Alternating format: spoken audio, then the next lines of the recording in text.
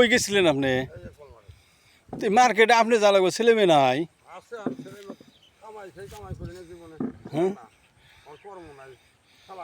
আচ্ছা, এই যে চেয়ারের পরিবর্তে কি হইলে আপনি আরাম পাইবেন? হুইল চেয়ার হলে এক জিনিস, আর যেটা যে ধরে ধরে হাঁটেন, এই যে এটাকে কি কয়, স্টেজার, এই যে কানতলার নিচে দিয়ে যে দেয়, হ্যাঁ, কানতলার নিচে ওইটা হলে আরাম পাইবেন। আপনি তো এমনি প্রতিবন্ধী ভাতা পাইছেন না? প্রতিবন্ধী ভাতা পান? তো প্রতিবন্ধী ভাতা পাইলে ওইটা একটু কিনে নিতে পারেন না?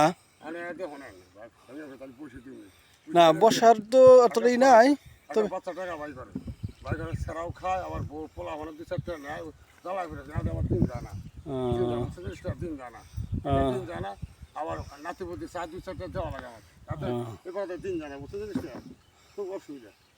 মানে একটা স্ট্রেচার হইলে আপনি হাতের নিচে দিয়ে আরাম আইসে হেঁটে যেতে পারবেন। হ্যাঁ,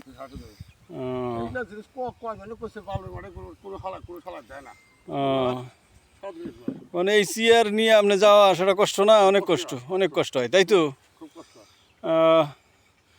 দর্শক আসলে শুনতে পারলেন, ইনের বাড়ি হচ্ছে আমাদের ফুলছড়ি উপজেলার এরেন্ডাবাড়ি ইউনিয়নে।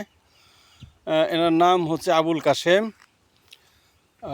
আমরা পাথালিয়া পাড়া বলি, হরিচণ্ডী পাথালি পাড়া, এখানে তার পৈতৃক বসত বিটা।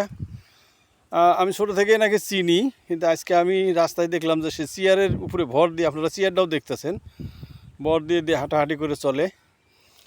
আসলে মানুষ সমাজে ছোটো থেকে মানুষ তো, ঘরের মধ্যে যেমন থাকাটা তার জন্য দুষ্কর। এই যে কষ্ট করে সে আমাদের এই হরিচণ্ডীতে আব্দুল আলিম চেয়ারম্যানের বাড়ির সামনে ইকবাল মার্কেট, অর্থাৎ তার বাড়ি থেকে ইকবাল মার্কেটের ডিস্টেন্স কিন্তু প্রায় 1.5 কিলো।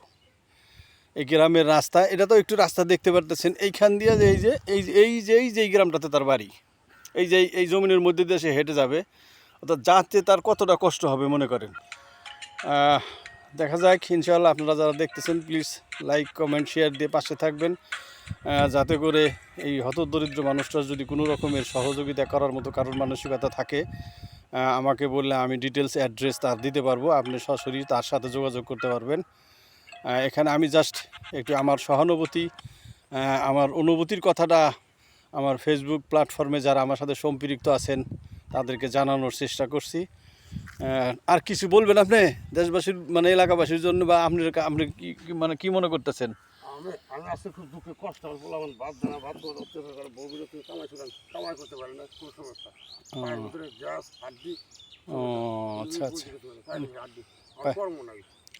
ওকে, ঠিক আছে, দেখা যাক ইনশাল্লাহ। আমার ভিডিও যারা দেখবেন ইনশাল্লাহ যদি সেরকম পরামর্শ আসে আমি আবার আপনার সাথে যোগাযোগ করব। তো সেই পর্যন্ত ভালো থাকেন সবাই, আসসালামু আলাইকুম।